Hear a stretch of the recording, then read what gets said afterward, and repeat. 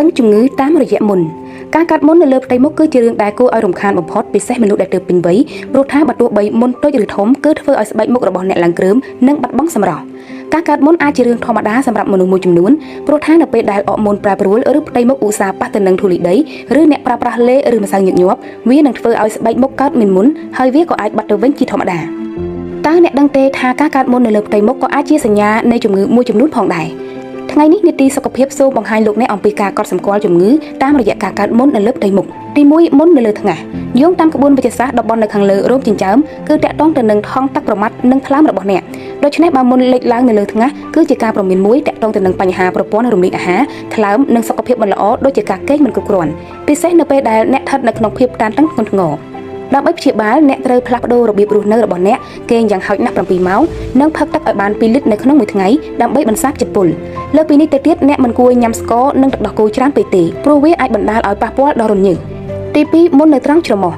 ត្រូវបានផ្សារភ្ជាប់ទៅនឹងសួតនិងបេះដូងរបស់អ្នកការឡើងមុនត្រង់តំបន់ច្រមុះបង្ហាញថាអ្នកកំពុងតែញ៉ាំម្ហូបអាហារហឹរសាច់និងអំបិលច្រើនពេកនេះនាំឲ្យក្រពះមិនរំលាយអាហារឬឈាមរត់មិនល្អ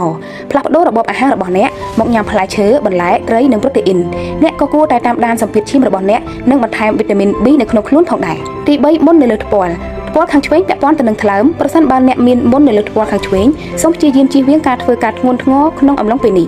និងបន្ថែមអាហារជួយឲ្យត្រជាក់ក្នុងដូចជាត្រឡាចត្រសក់ជាដើមដើម្បីជៀសវាងកុំឲ្យក្តៅខ្លួនចំណែកថ្ពាល់ខាងស្ដាំពាក់ព័ន្ធទៅនឹងសួតដូច្នេះអ្នកគួរតែហាត់ប្រាណនិងដកដង្ហើមឲ្យបានវែងៗនៅពេលព្រឹកដើម្បីបង្កើនខ្យល់នៅក្នុងសួតរបស់អ្នកឡើងមុននៅលើថ្ពាល់ខាងស្ដាំក៏ជាសញ្ញាមួយនៃការញ៉ាំជាតិស្ករច្រើនពេកដែរដូច្នេះអ្នកគួរតែតមចំណីអាហារណាដែលមានជាតិស្ករច្រើនដូចជាបង្អែមជាដើមទី4មុនជុំវិញមាត់ប្រសិនបើអ្នកមានមុននៅជុំវិញមាត់ប្រកាសណាស់ថារបបអាហាររបស់អ្នកមិនល្អតំបន់នៅជុំវិញមាត់ត្រូវបានតាក់ទងទៅនឹងសរីរាង្គរំលាយអាហារដូចជាពោះវៀននិងថ្លើមដូច្នេះអ្នកគួរតែកាត់បន្ថយការញ៉ាំអាហារដែលហឹរឬចៀននិងបំពង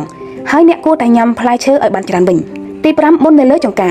បញ្ហាអរម៉ូនឬមានអារម្មណ៍តានតឹងពេកអាចបណ្ដាលឲ្យកើតមុននៅលើចង្កាអ្នកគួរតែសម្រាកផឹកទឹកឲ្យបានច្រើននិងលាបថ្នាំអូមេហ្គា3បន្ថែមប្រសិនបើស្ថានភាពនេះនៅតែបន្តកើតមានសូមទៅរកគ្រូពេទ្យឯកទេសដើម្បីពិនិត្យក្រៅពីនេះការដាក់ដៃរបស់អ្នកនៅលើចង្កាក៏ជាទម្លាប់អាក្រក់ដែលនាំឲ្យកើតមានមុននៅតំបន់នេះផងដែរ